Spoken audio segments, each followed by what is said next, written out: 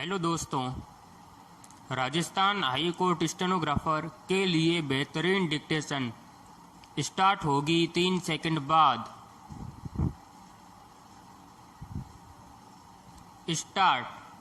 चाणक्य एक ऐसा समाज बनाना चाहते थे जहां लोग जीवन के भौतिक पहलुओं में बहुत अधिक तल्लीन न हो विराम।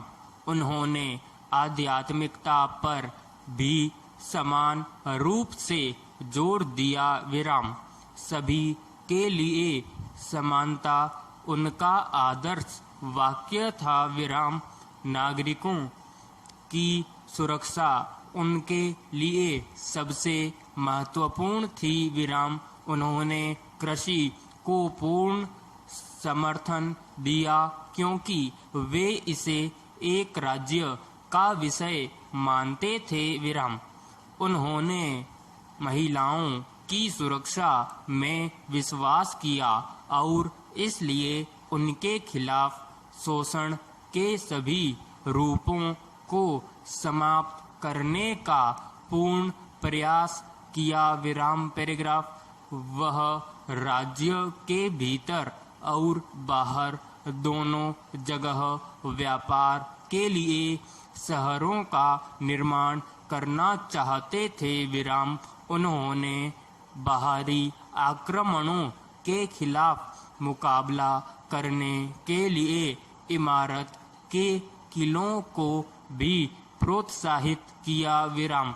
वे समुदाय में होने वाली हर बेहतरीन चीज के लिए जिम्मेदार थे, इसलिए वे समाज का प्रतिबिंब थे विराम। नेता को अपने लक्ष्य की प्राप्ति के लिए काम करना चाहिए जिससे उसके लोगों का कल्याण हो विराम। नेता अपनी प्रजा की निष्ठा खो देगा यदि उसके अन्यायपूर्ण कार्यों से उसका अपमान होता है विराम। एक नेता को धर्म का प्रचार नहीं करना चाहिए, उसे दुष्टों का पक्ष नहीं लेना चाहिए, अपराधी को दंडित करना चाहिए और निर्दोष को दंडित नहीं करना चाहिए विराम। एक नैतिक नेता को बुद्धिमानों और बड़ों का विरोध नहीं करना चाहिए विराम।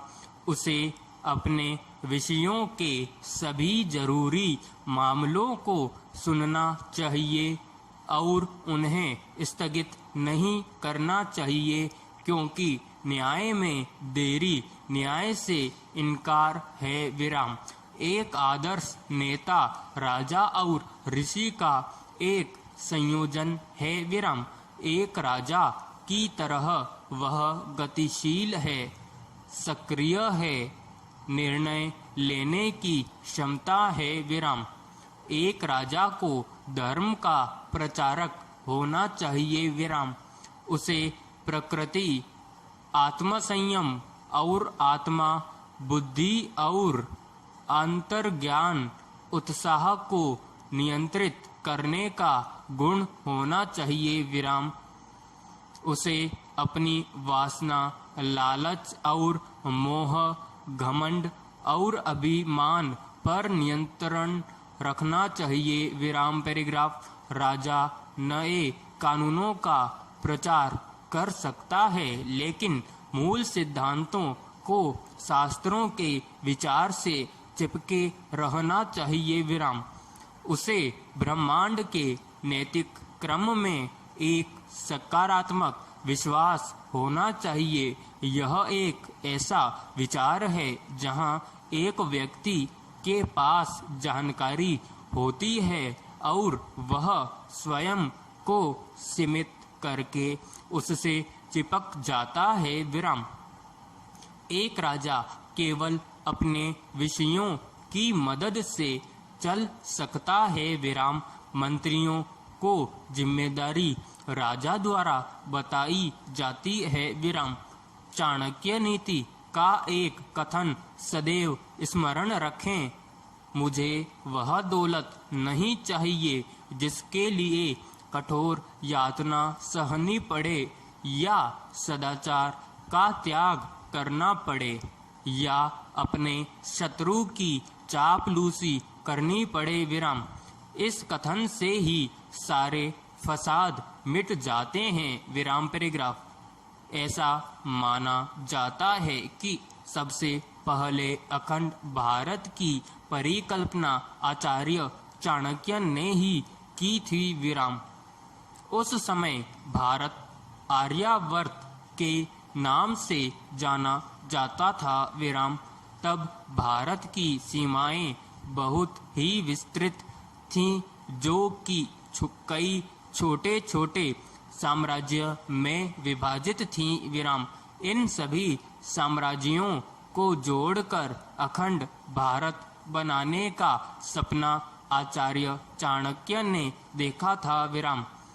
जब सम्राट सिकंदर भारत पर आक्रमण के लिए आया तब चाणक्य ने कूटनीति से उसे पुनः लौटने पर मजबूर कर दिया था। विराम समाप्त। यदि आपने अभी तक YouTube चैनल को सब्सक्राइब नहीं किया है तो तुरंत सब्सक्राइब करें। अगर आपको डिक्टेशन पसंद आती है तो लाइक करें और कमेंट भी कर सकते हैं। इस वीडियो को ज़्यादा से ज़्यादा अपने साथियों से शेयर करें। धन्यवाद।